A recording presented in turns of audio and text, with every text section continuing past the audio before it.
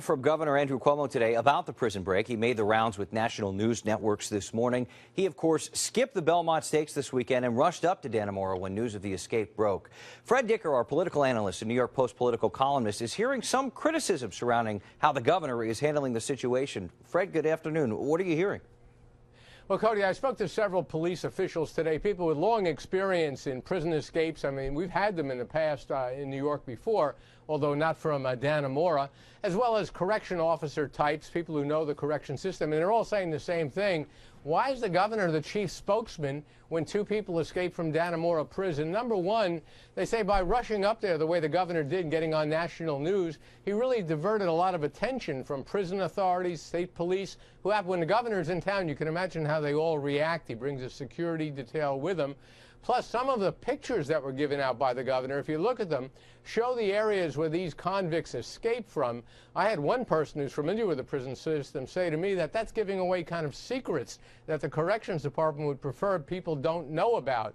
So people are raising the question about why should a governor become the chief spokesman for the state corrections department when two murderers escape. It was interesting to see him kind of in the crawl spaces there. But, you know, what's a governor supposed to do when something like this happens? If there's a natural disaster, you usually see the governor on the ground after that. You know, you could very well, if you include Canada, have an international manhunt on your hands. So do you go to a horse race and let the other people handle it, or do you go to Dannemora?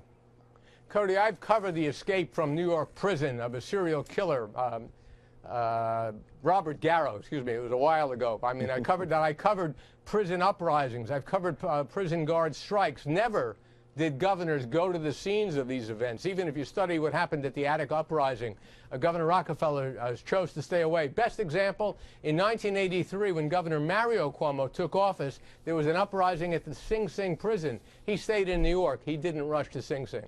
All right. So does this take away from the investigation, you think? Or when it comes to the publicity for the governor in this, is it a photo op or is this detrimental?